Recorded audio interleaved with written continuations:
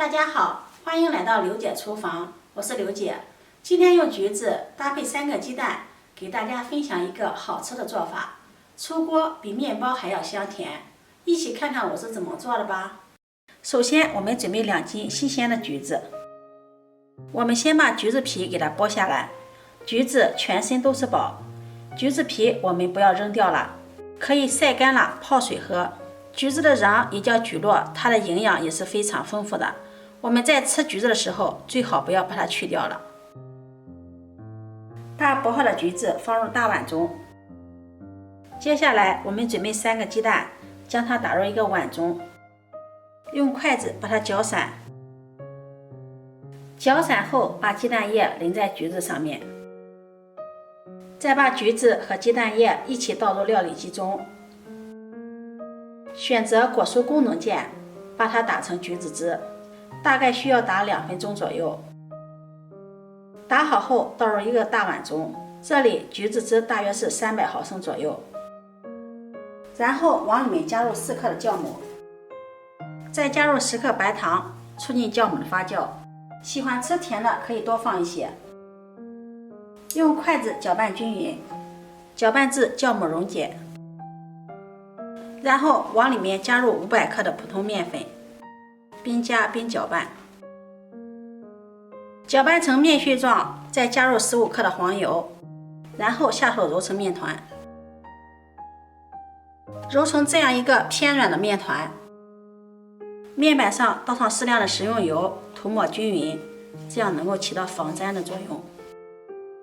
把面团放在面板上，像洗衣服一样给它推拉揉搓，一边揉一边摔打，这样更容易揉出膜。直到拉开有这样一层薄薄的膜，而且不容易破就可以了。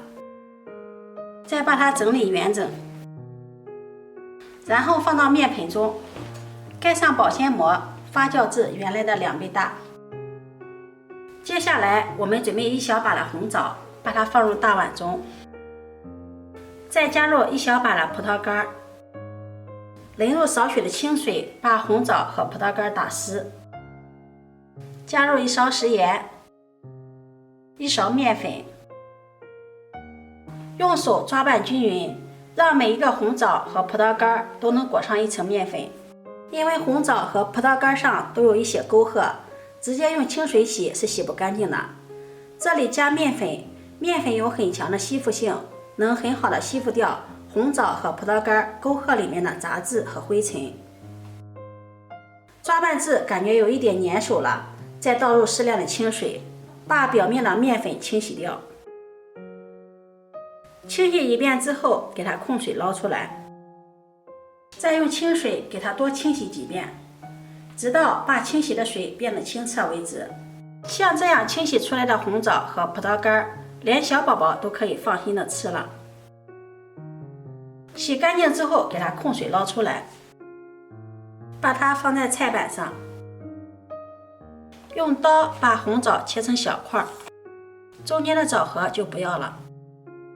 我们在做面食的时候，放一点红枣和葡萄干，不仅能够让成品的面食营养加倍，而且口感也会更好，酸酸甜甜的。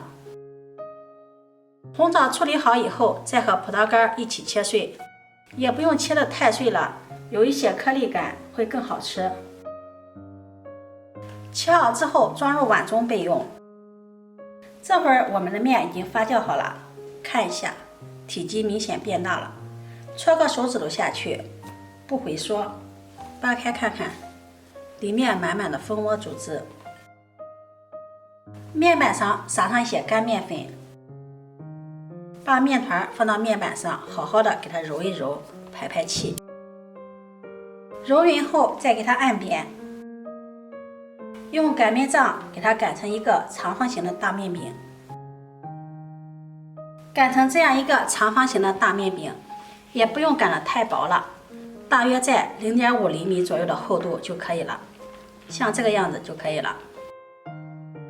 再把刚才切好的红枣碎和葡萄干碎均匀的撒在面饼上，不要放得太厚了，薄薄的一层就可以了。顶部5厘米的地方不要放，再用刮刀给它切成2厘米宽的长条，像这个样子就可以了。再从底部给它卷起来，尽量卷得紧实一些。卷好后，收口处朝下，再给它稍微的整理一下，再把它整理成圆。像这样一个面包生坯就做好了。接着我们准备一个模具，在底部和四周刷上食用油，防止粘连。再把生坯放入模具中，再给它稍微的整理一下。盖上保鲜膜，2次醒发10分钟。生坯醒发好了，看一下体积明显变大了。然后在表面刷上蛋黄液。制作视频不易，你的每一个留言和每一个点赞都是我前进的动力。如果你觉得我分享的视频对你有帮助的话，请用你发财的小手给我点个赞吧，非常感谢你的支持。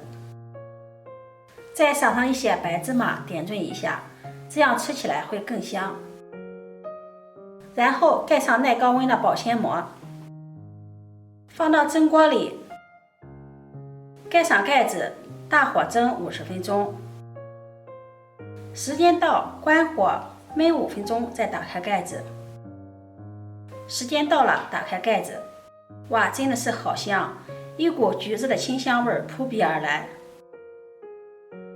然后把它取出来，再把保鲜膜拿掉，表面金黄色的，看着就很有食欲。稍微放凉一下，给它倒扣脱模。底部也是非常的漂亮。像这样非常好吃的橘子面包就做好了。